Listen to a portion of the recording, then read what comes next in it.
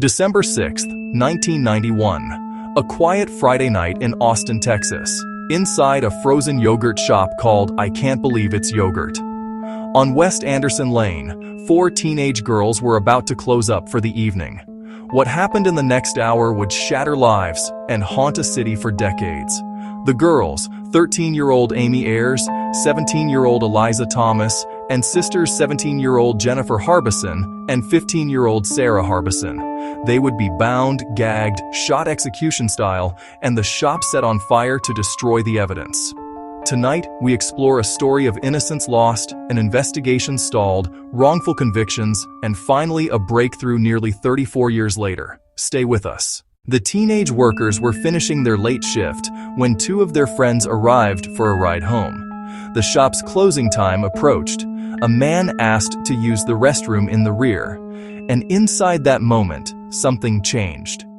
Just after midnight, a fire was reported at the yogurt shop. Firefighters entered and found the terror inside. The victims were shot in the head, their hands bound with their own underwear, their mouths gagged. The blaze masked a violent crime scene. The crime scene, chaos and destruction. Fire had destroyed key evidence. The back door to the shop was found unlocked, revealing how the perpetrator slipped in or out. Investigators believed the method pointed to someone experienced, not a random act of violence.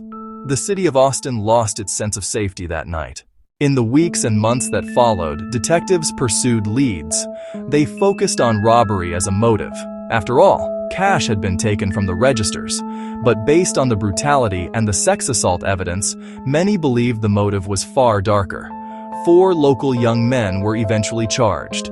They confessed under controversial interrogation circumstances, but as experts later noted, the confessions were unreliable. In 2006-2009, convictions were overturned, and the men were released. The key problem: there was no physical evidence linking them to the scene.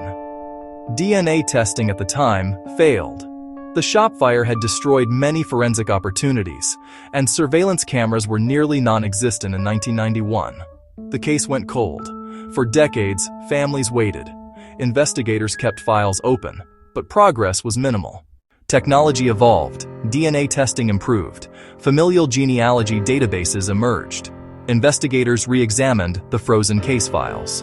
In 2025, the Austin Police Department announced a significant development.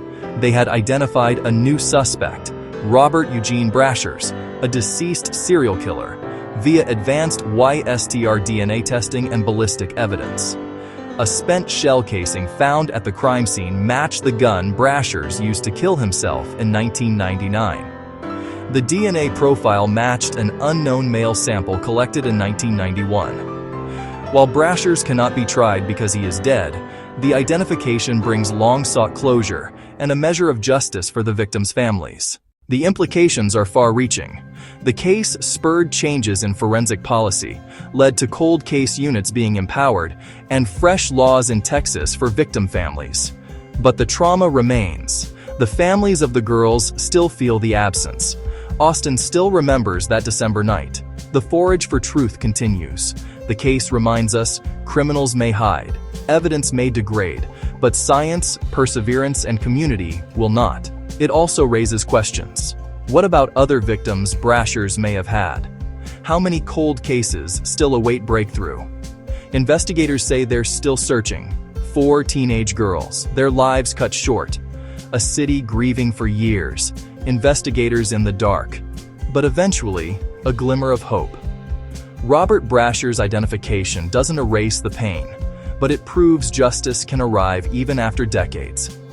If you have information about this case, or any cold case, please contact your local law enforcement. Because in the end, time may pass, but the truth never forgets. Thank you for watching. Don't forget to like, subscribe, and share for more true crime stories. Subscribe for more deep dives into America's cold cases. Stay curious. Stay vigilant.